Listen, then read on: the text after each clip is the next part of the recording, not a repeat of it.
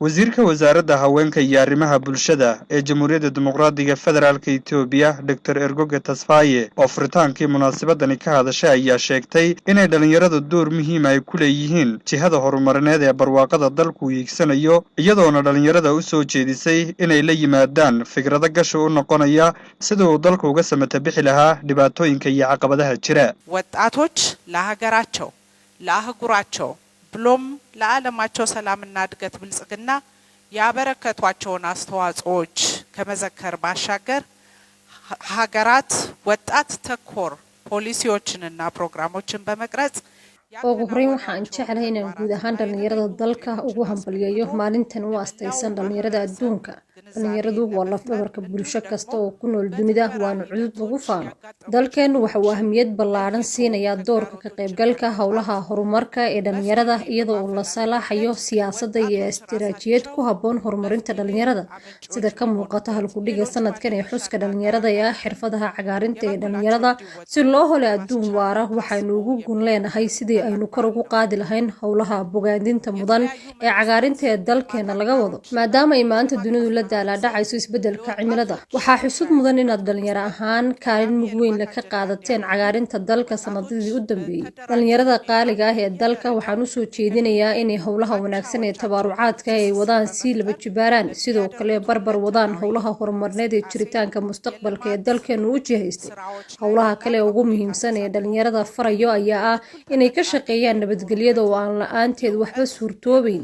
waxaan ugu baaqayaa dhalinyarada dalka in ay noqdaan kuwo la yimaada fikrado gashi u noqda howlaha dalku uga gudbayo caqabadaha jira. dhankiisa wasiirka xafiiska dhalinyarada iyo ciyaaraha ee deegaanka Soomaalida Mudane Maxamed Mahdi oo madashaasi ka hadlay ayaa sheegay inay dhalinyaradu tahay cudud mug leh oo dalku ku faano sidaas daraadeedna looga fadhiyo inay dhalinyaradu ka shaqeeyaan howlaha horumarinta ee dalka. ugu horeyn waxaa farxad ii ah inaad qayb ka ahaado xuska maalinta dhalinyarada adduunka iyadoo halkudhig looga dhigay xirfadaha cagaaran ee dhalinyarada si loo gaaro adduun waara laguna xusayo heer dal magaalada Jigjiga.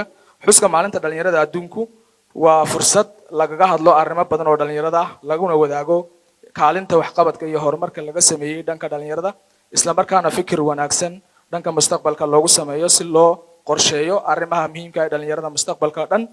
halkudhiga xuska maalinta dhalinyarada adduunka oo markii 36aad laga xusayo caalamka dalkeenana laga xusayo markii 20aad ayaa ah xirfadda cagaaran ee dhalinyarada taas oo loogu talagalay mid laga dhaliyo horumar waara. sidaa daraadeed waxaan dhammaan qaab dhismeedka kala duwan ee dawladda dhalinyarada haweenka cuqaasha waxgaradka iyo dhammaan bulshada ugu baaqaynaa inaynu dhalinyarada kala shaqeyno xirfadda cagaaran isla markaana aan garanno inay yihiin dhalinyaradu cudud adag taasoo keeni karta isbedel mug leh oo dhanka cagaarinta isla markaana dhaqaalaha cagaaran iyo horumar waara abuuri karta.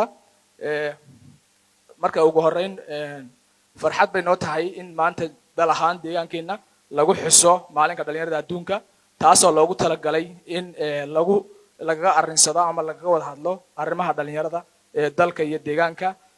Jijigana lagu xuso maanta iyadoo mas'uuliyiinta heer federaal ee kala duwan iyo xukuumadda dhammaan ay ka soo qayb galeen. marka farxad bay noo tahay waxaan leeyahay dhammaan qaybaha kala duwan ee bulshada soo dhawaada Jijiga gacmo furan maalinka dhalinyarada adduunka. madaxweynaha golaha dhalinyarada ee dalka Fuad Ganna ayaa tilmaamay geestiisa inay dhalinyaradu doorkooda ka qaadanayaan howlaha horumarineed ee baaxadda leh ee dalka ka socda iyagoo sidoo kalena la jaan qaadaya teknoolajiyadda casriga ah ee dunidu ku tanaaday waqti xaadirkan ay dhalinyaradu kaalin mugla ay ka qaadanayaan qorshaha horumarinta raadka cagaaran. gabagabadii waxaa madashaasi lagu soo bandhigay dood cilmiyeedyo iyo daraasaadyo kala duwan oo ku aadan waxqabadka iyo hadafka dhalinyarada ee ku qotoma horumarka dalka.